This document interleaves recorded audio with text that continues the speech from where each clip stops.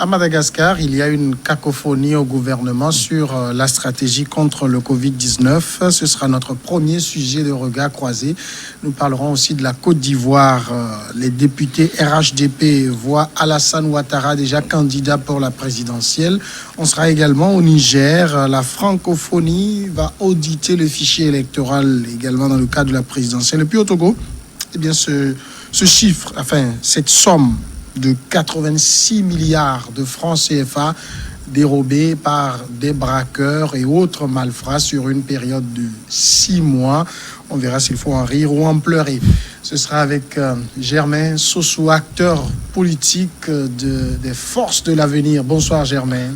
Bonsoir Samuel, bonsoir à toutes celles qui nous regardent en ce moment et bonsoir à tous les concitoyens. Face à vous, Constant Lemou, analyste politique. Bonsoir Constant. Bonsoir Samuel, bonsoir à Germain. Et puis je salue nos téléspectateurs de Notien, de Topli et ailleurs. Il faut aussi saluer surtout ceux qui sont à l'étranger parce que généralement il y a des gens qui nous suivent en France, en Italie, aux États-Unis, un peu partout, qui peut-être se disent mais Notien, tout ça, c'est où? Alors, Notien, c'est dans la préfecture de Haro, à quelques 90 km de Lomé. Et Topli, c'est encore dans la préfecture de Tabligo. Oui. Donc, ce sont des Togolais, mais ceux qui sont aussi à l'étranger nous intéressent. Bien sûr. Leur avis surtout compte. Merci, Samuel. Madagascar, pour commencer, des dissensions sont apparues au sein de l'État malgache dans la lutte contre le Covid-19. Le gouvernement qui vante les mérites du Covid organique, se disant consterné par l'appel à l'aide internationale lancé par le ministre de la Santé. Le gouvernement tient à exprimer toute sa consternation à la découverte d'une lettre signée par le ministre de la Santé publique et portant requête urgente pour l'appui à la lutte contre l'épidémie de Covid-19, a déclaré la porte-parole du gouvernement et ministre de la Communication, Lalatiane Rakotozafi, dans un communiqué daté de mardi. Dans cette lettre adressée lundi au bailleur de fonds, le ministre de la Santé, Ahmad Ahmad, a fait la liste des besoins les plus urgents pour lutter contre la pandémie qui évolue ces dernières semaines selon un mode très critique à Madagascar. On a ici un ministre qui appelle à l'aide internationale alors que la communication officielle du pays même ne montre pas qu'on est débordé par la situation. Oui, Samuel, la situation de Madagascar est un peu embarrassante, surtout que la lutte contre Covid-19 avait placé ce pays parmi les pays qui avaient rapidement trouvé un palliatif pour lutter contre la maladie. Cette substance, cette décoction avait fait vraiment la une dans la lutte contre le Covid-19 en Afrique.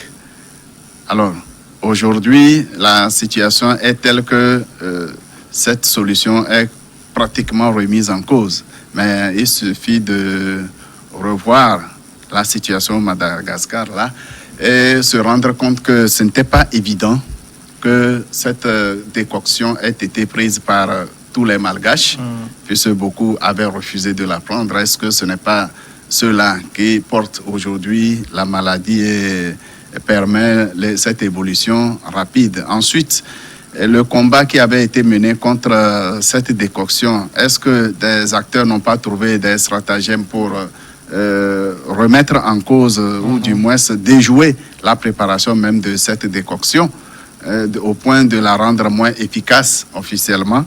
Ce sont des questions qu'on se pose. On se rappelle une ville voisine de Madagascar avait connu des décès suspects.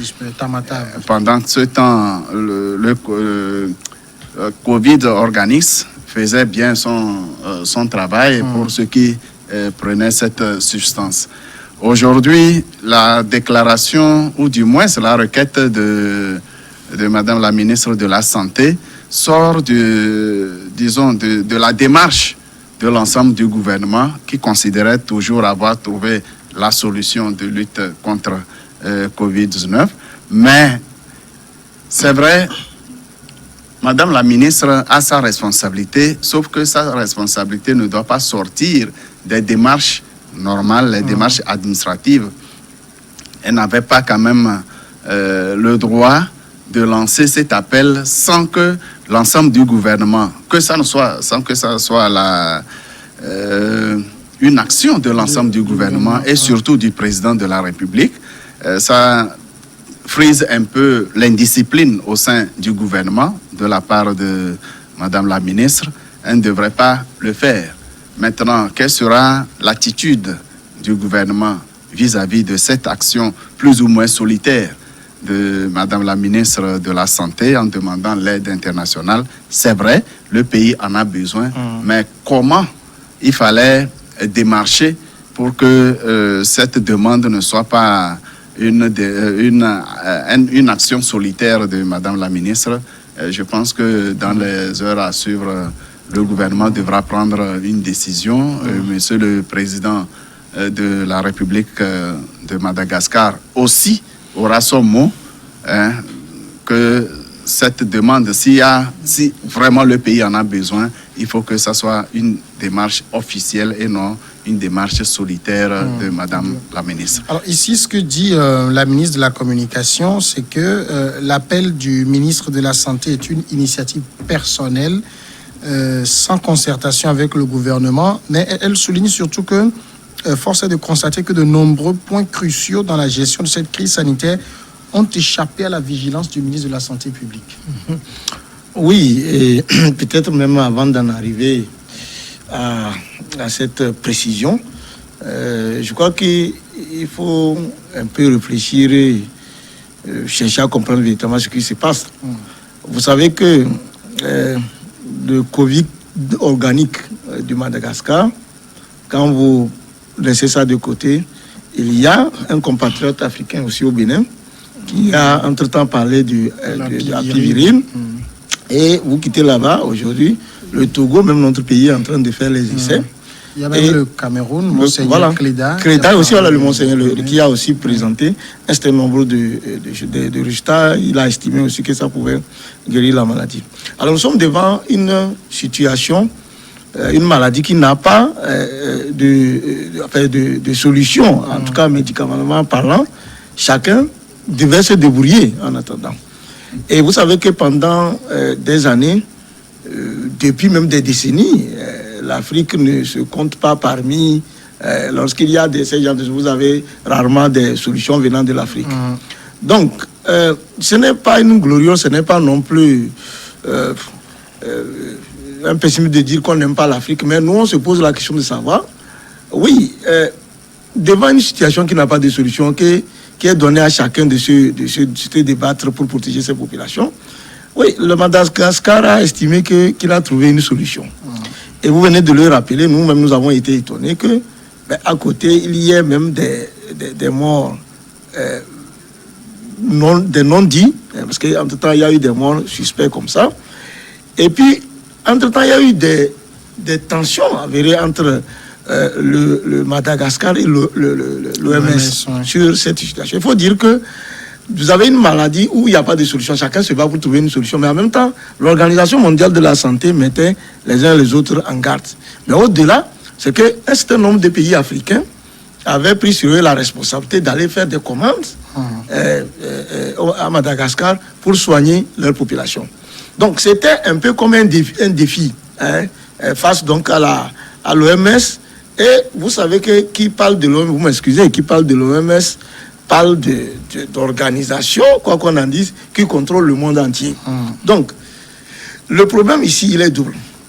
On dit, oui, le Madagascar dit qu'il a trouvé une solution. Mais quelques temps après, on voit un grand nombre de malades. Mais en même temps, ce sont les médecins qui me disent qu'on peut attraper la maladie, on peut même guérir sans être même soigné. Alors, pour un pays qui a quand même trouvé un début de solution et qui a fait quand même ses preuves, quoi qu'on en dise, qu'on dise que quelques temps après, ce soit le pays où il y a beaucoup de cas. Oui, nous ne disons pas qu'il n'y a pas de maladie, mais nous disons que l'opportunité de la maladie aussi peut être aussi une source d'inquiétude pour certaines organisations et on peut s'en servir également pour vous affaiblir. Donc, là, je me demande si c'était le Togo qui avait été, par exemple, pionnier dans cette découverte, quel aurait été nos cas au Togo ici. Donc, c'est pour cela que ce qui se passe à Madagascar a réfléchi parce que la ministre de la Santé, effectivement, n'avait pas à prendre une telle disposition sans que le gouvernement entier ne soit derrière elle. Donc, ça veut dire que ce qu'elle prend comme disposition, ça ne va rien donner parce que le gouvernement même est en train de recadrer. Et ça, ce sont les incongruités qu'on ne devait pas avoir en Afrique. Quand nous avons la faiblesse de penser que des choses se passent autour de Madagascar, c'est la preuve du fait que madame la ministre sorte et fasse un communiqué sans que le président de la République, le premier des autres membres du gouvernement ne soient pas solidaires. D'où est-ce que ça vient? Donc, c'est pour cela que je dis, oui, on a une maladie, mais nous avions parlé sur votre antenne, quand le président africain, Nkurunziza, était mort, on dit non, qu'il est mort de, je ne sais pas, de Covid et tout ça. Là. À un moment donné, pour que la psychose soit véritablement dans les esprits des gens et que finalement on soit obligé de se tourner vers l'OMS. Et vous avez vu des personnalités qui ont été brandies comme qui sont mortes de Covid. Donc il faut aussi réfléchir à aller au-delà. Donc moi j'estime que ce problème qui se pose au niveau du Madagascar est un signal qu'on lance presque à tous les pays du Sud. Je ne parle même pas des pays africains parce que toujours sont des pays qu'on domine. À travers la solution doit venir de l'extérieur. Pour qu'on vous... Donc vous n'êtes pas capable vous-même de trouver des solutions. Et pourtant, nous avons écouté un certain nombre de chercheurs qui ont fait des tests de cette maladie que ce soit sur des animaux et autres, tout ça, là, on a presque les mêmes résultats. Qui ont dit même publiquement que cette histoire de maladie-là... Alors, nous débattons parce que nous ne disons pas que la maladie n'existe pas. Mais nous sommes arrivés à une situation donnée où il faut se poser des questions. Voilà, c'est la problématique qui se pose au Madagascar. Voilà. Ça ramène au souvenir ce qu'avait fait le président tanzanien, qui a envoyé des échantillons de papaye et autres. Et tous sont revenus positifs au coronavirus. Mais ici, ce que fait le ministre de la Santé, ce n'est qu'appeler à de l'aide internationale. Il demande notamment qu'on puisse donner au pays 237 respirateurs, des bouteilles d'oxygène, 2 300 000 masques chirurgicaux, 697 000 paires de gants et 533 200 surblouses. C'est lui le ministre de la Santé, c'est lui qui connaît le mieux la situation dans les hôpitaux finalement. Bien sûr, c'est lui qui est censé le faire, mais il ne peut pas faire chemin cavalier seul pour... C'est le pays qui est engagé. Dans l'appel à l'aide internationale, c'est le pays qui est engagé. Et si ce ministre n'a pas l'autorisation du président de la République, du Premier ministre, donc de l'ensemble de l'appareil de l'État, ce ministre n'a pas le droit de lancer cet appel-là. En réalité, comme je l'ai dit et je le répète, c'est la responsabilité de l'État qui est engagé. Le ministre n'est pas directeur d'une ONG qui demande de l'aide, non. C'est le gouvernement, c'est l'État. C'est la responsabilité de l'État qui est engagé. Donc, on ne refuse pas qu'il y ait besoin. Ce qui est sûr, le mal est là, les gens souffrent, ils ont besoin de tous ces appareils dont il a parlé, tout ce matériel dont il a parlé. Mais c'est avant tout la responsabilité de l'État. La réaction du porte-parole, de la porte-parole du gouvernement montre que ce n'est pas le gouvernement, ce n'est pas l'appareil de l'État qui a demandé l'aide internationale. Et si le gouvernement se mettait plutôt dans une sorte de déni de la réalité et le ministre ne veut pas assumer cela, les effets négatifs de tout cela? Le ministre n'a pas à lancer cet appel, il n'a qu'à démissionner. S'il trouve que sa responsabilité est engagée et qu'il n'est pas suffisamment écouté, il démissionne avant de lancer cette information-là. Aujourd'hui, on se pose la question, est-ce qu'il n'est pas, conquis par une tendance multinationale qui a ses intérêts entièrement engagés dans cette lutte contre la Covid-19? Parce que là, au-delà de la maladie, je ne voudrais pas qu'on revienne sur l'origine de cette maladie, qu'elle ait été fabriquée express ou bien que ça soit vraiment une maladie qui est née de façon spontanée, on ne sait pas. Ce qui est sûr aujourd'hui, ce c'est de grandes opportunités économiques qui se présentent dans la recherche de solutions. Parce que autour de l'OMS, ce sont les multinationales pharmaceutiques qui ont, disons, qui guettent celui qui aura trouvé le premier la solution. C'est un enjeu économique important.